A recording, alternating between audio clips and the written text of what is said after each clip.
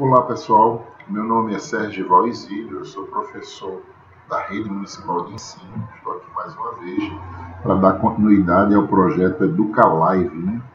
Esse projeto de ensino à distância. Eu sou professor de Ciências da Rede Municipal de Ribeirão. Gostaria de mandar um abraço para todos os profissionais, para todos os professores da Rede Municipal de Ensino da cidade de Ribeirão, todos os nossos alunos que estão fazendo o melhor para assistirem às nossas aulas, para todos os nossos amigos, né, que compõem as escolas, né, que são os merendeiras, os técnicos, a parte de secretaria, que nos ajudam bastante, aos auxiliares, aos coordenadores, aos supervisores. Estamos nesse momento aí tão complicado de realizar esse trabalho à distância, né? E a gente está se virando, está conseguindo. Lembrando que a doença ainda não foi embora.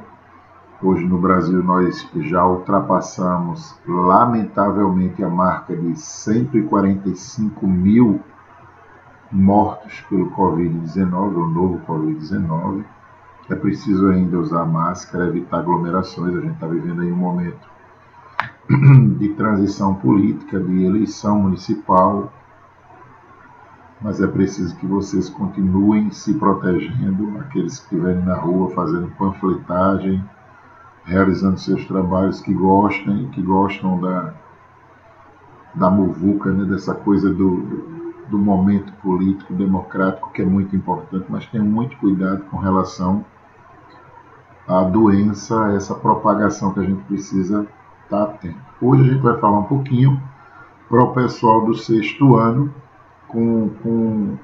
em relação às doenças que são relacionadas pelos males que às vezes o próprio solo traz para a gente. E o cuidado de andar calçado, né?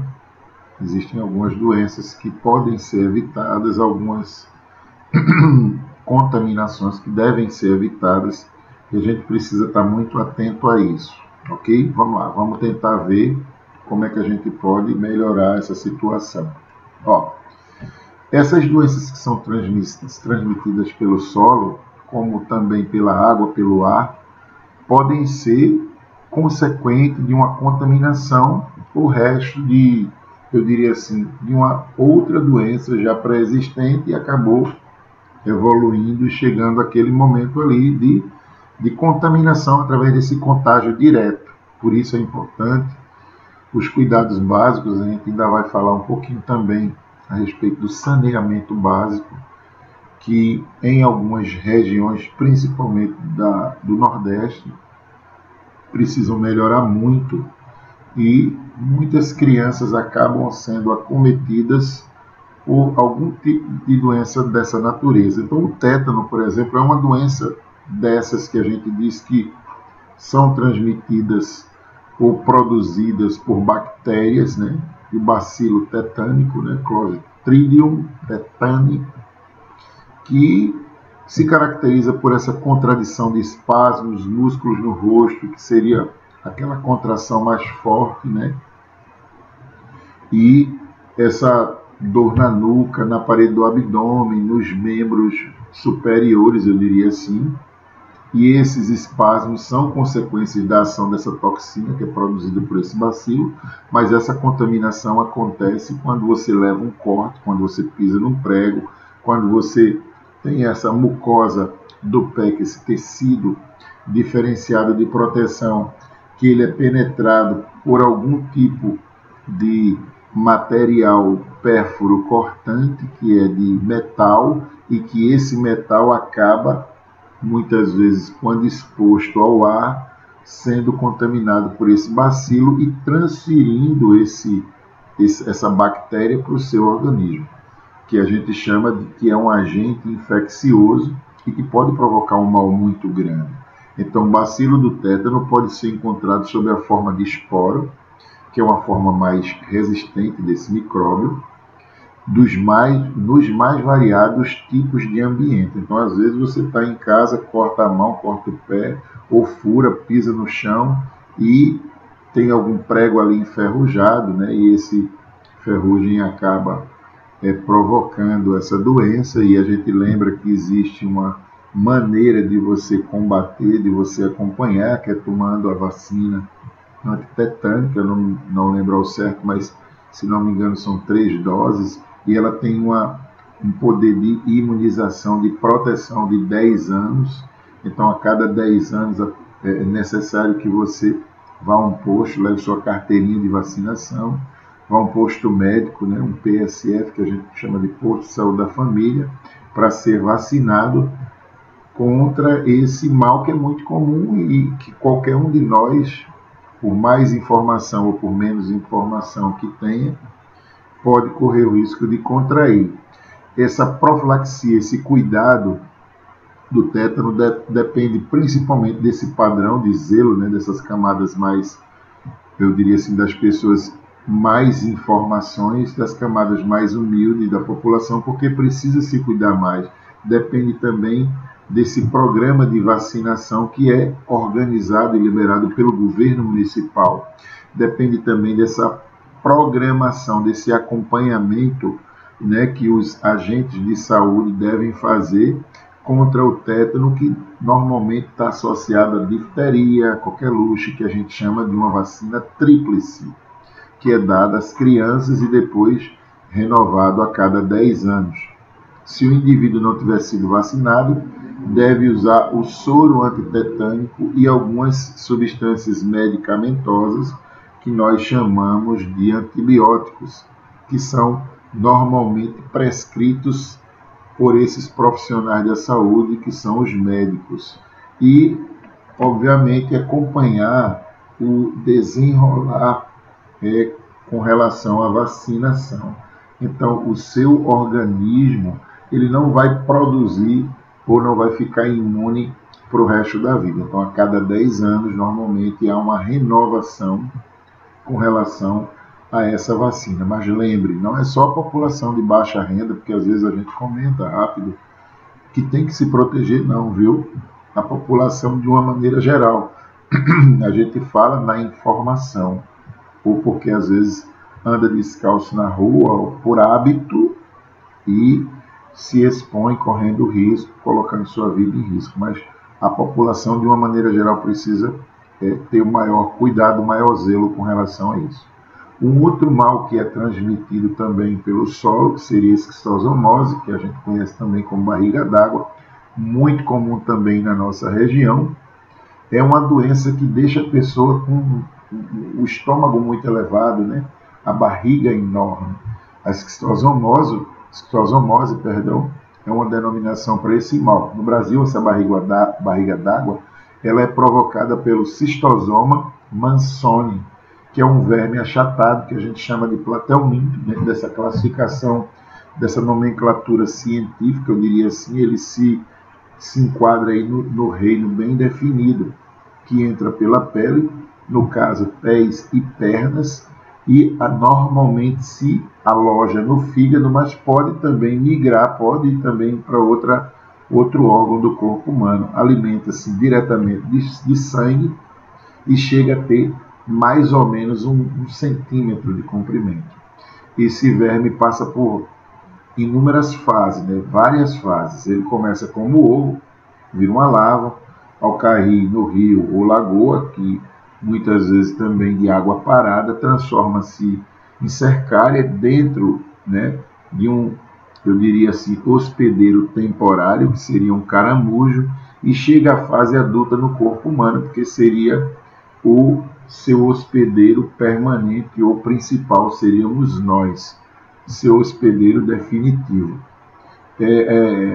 A icartone, né, é uma droga que mata esse verme, que existe à disposição, eu diria assim, do governo municipal, estadual e federal, auxilia nesse processo de combate a esse agente que é o cistosoma.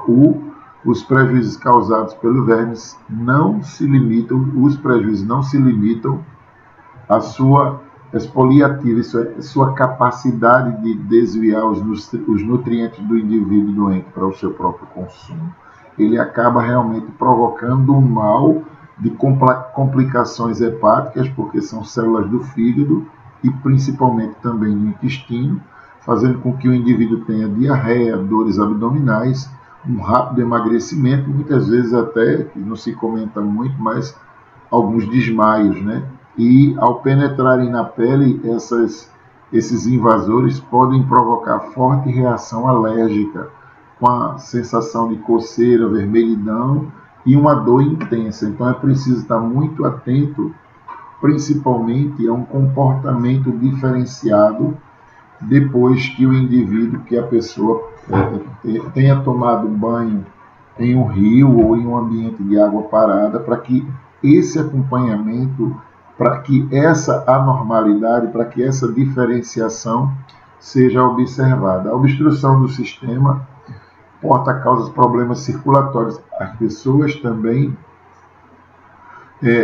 podem apresentar problemas circulatórios enormes, né? Por sua vez, acarretam a congestão e um edema, né? Um inchaço nas paredes do intestino e também do estômago, bem como perda de parte desse sangue, desse plasma da cavidade abdominal, que aí a gente vê a formação da própria barriga d'água. Para controlar e combater essa doença é fundamental que a pessoa entenda a necessidade de estar sempre fazendo algum tipo de exame laboratorial, que é o exame de fezes, que muitas vezes pode ser repetido, e a gente chama esse exame de seriado. Ele é feito em 3 dias consecutivos, e aí se constata a presença de ovos desse animal no organismo, nas fezes humanas. Para que isso diminua, a gente precisa fazer um investimento no saneamento básico, nos cuidados, melhorar a moradia, qualidade de vida, instruções e orientações sanitárias mais adequadas, para que as pessoas tenham uma condição de informação melhorada. Um outro mal é o que a gente tem conhecido como amarelão ou ancilostomose, né? Que é uma doença típica da região, a região mais carente, eu diria assim, as regiões principalmente no Nordeste, com solo quente e úmido muitas vezes. Entre outros sintomas, provoca uma forte anemia, diminui a capacidade de trabalho desses indivíduos que normalmente são afetados, dores de cabeça, febre, entre outras coisas. O nome mais popular para essa doença, essa ancilostomose, é o amarelão, que é o mais comum, né, que ocorre com mais frequência em indivíduos portadores de verminoses. Fato que normalmente é advinda de condições sociais precárias, ou seja, que vem de pessoas que normalmente têm um mínimo de conhecimento e um melhoramento na moradia e principalmente no saneamento básico. Contribui para a baixa produtividade do homem, e a gente percebe que no trabalho existe uma influência direta. Esse amarelão é produzido por 2 tipos de vermes nematóides, que é o ancilóstomo, que aí vocês têm o nome, e o necator, ou necator, como vocês queiram chamar. O primeiro é comum no sul e o segundo é mais comum no norte do Brasil, na nossa região. As larvas desses vermes crescem na terra úmida e quente e penetram pela pele dos pés descalços do indivíduo. Às vezes a gente diz assim, o jovem precisa ter muito cuidado, muita habilidade. Mas eu gosto de sair descalço. Mas normalmente esse contato direto com alguns vermes dessa natureza, em regiões onde a gente percebe que o saneamento básico é complicado, o risco de contaminação é muito maior. Por isso que quando a gente fala em classes sociais menos favorecidas, na verdade são pessoas que acabam tendo que, por uma necessidade socioeconômica, morar em bairros que não possuem ainda essa coisa do saneamento básico definido ou bem desenvolvido. Mas raramente podem também ser engolidas, muito raramente. As larvas que invadem a pele alcançam o vaso sanguíneo ou linfático, né, do sistema linfático, que é um paralelo ao sistema circulatório, e sofrem um ciclo semelhante ao do Ascaris. né, pela circulação, chegam aos pulmões e atravessam as paredes dos alvéolos pulmonares, subindo até a faringe, que é onde acontece, eu diria assim, o acometimento mais sério, mais intenso e mais grave. Podem ser, então, engolidos e chegam também ao intestino. Quando a gente diz assim, engolido, gente, é com alimento contaminado. Então, quando eles contaminam esses alimentos, acabam tendo a condição de esse alimento não tendo devido cuidado, de ser ingerido por uma pessoa, por um adulto ou uma criança, e ir direto para o intestino, onde eles completam esse amadurecimento. Prendendo-se na parede desse intestino, provocam essa desnutrição da mucosa com intensas hemorragias, ou seja, provocando sangramento na parte interna da parede do intestino. Esses indivíduos doentes, essas pessoas doentes, acabam libertando nas fezes ou liberando nas fezes óvulos que são dessa produção desses vermes. Eles, por sua vez, vão contaminar o solo, uma vez que não há o saneamento básico. Aquele cocô vai ficar em uma região que normalmente é mais comum às pessoas e começa o ciclo de vida desse verme novamente, contaminando os pés de outra pessoa e assim vai. O tratamento deve ser feito com vermífugos associados a uma alimentação rica em antianêmicos, porque uma vez que ele provoca essa hemorragia, o indivíduo tende a sangrar um pouco, principalmente quando estiver defecando junto com as fezes, já que a perda de ferro é muito expressiva, há uma perda muito grande. As caridíase, que a gente conhece popularmente como lombriga, que é muito também comum na nossa região Nordeste e, por sua vez, em cidades ou áreas de algumas cidades, eu diria assim, onde, de fato, o saneamento básico não passa, não atinge.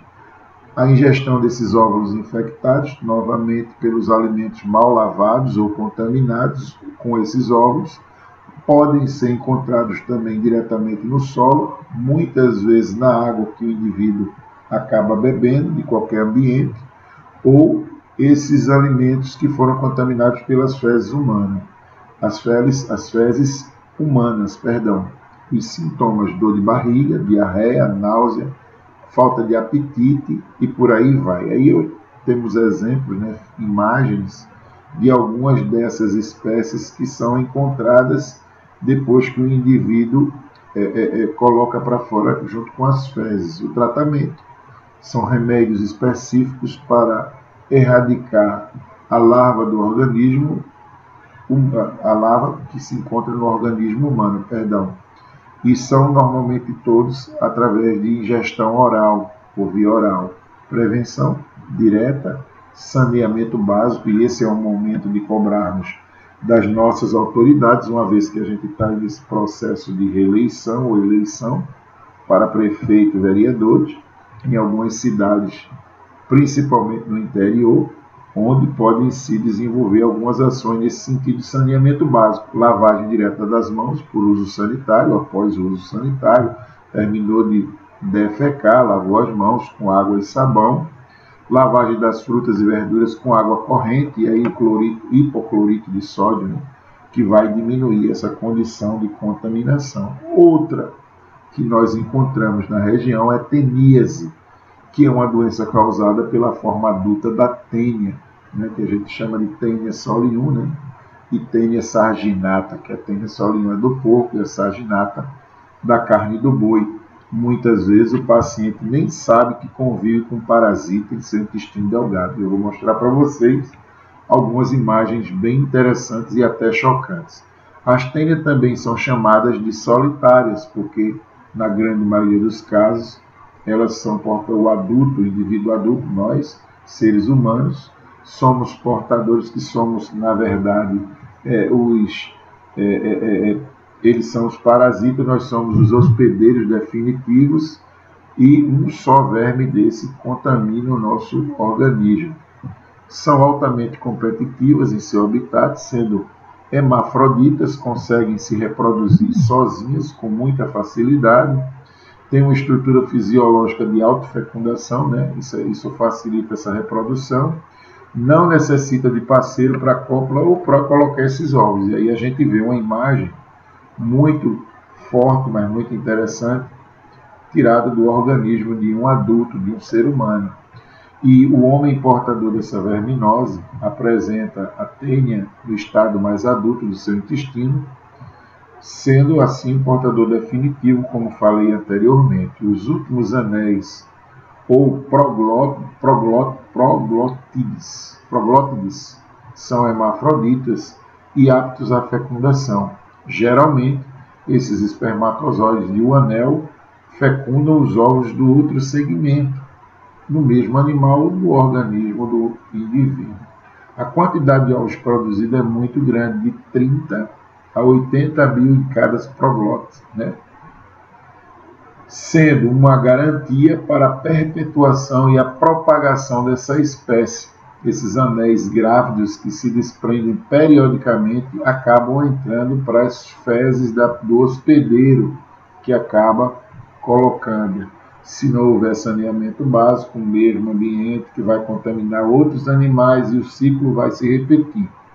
O hospedeiro considerado intermediário, que seria o boi ou o porco, é um animal que funciona, às vezes, se alimenta de fezes de outros animais, no caso do porco. Ele ingere essas partes com os óvulos grávidos que acabam se reproduzindo, eu diria assim, ovos grávidos, não, perdão, que esses proglótides grávidos, né, prontos, ou os ovos propriamente ditos, prontos para se reproduzirem dentro do intestino do animal. Eles começam a formar os embriões e deixam a proteção dos ovos e, por meio desses 6 ganchos, perfuram a mucosa intestinal.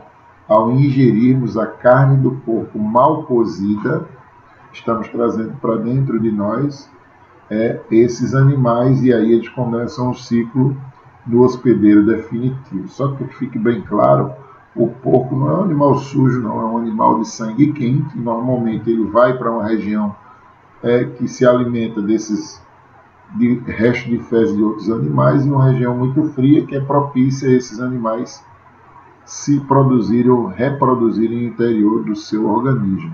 Quando o homem se alimenta dessa carne suína crua ou mal passada, também acaba ingerindo a possibilidade dessa contaminação. A mesma coisa acontece com a carne do boi, que é ingerida muitas vezes de forma mal passada. A sintomatologia, muitas vezes, elas não provocam dor, não provocam um sintoma bem definido. Podem surgir transtornos, diarreia, falta de apetite, enjoo, ânsia de vômito, perturbações nervosas, irritação, fadiga, insônia. E a maneira de tratar consiste na educação sanitária de verdade ou em cozinhar bem o cozimento, né, como a gente fala em cozinhar, o cozimento dessas comidas, dessas carnes principalmente, precisam ser mais demorados.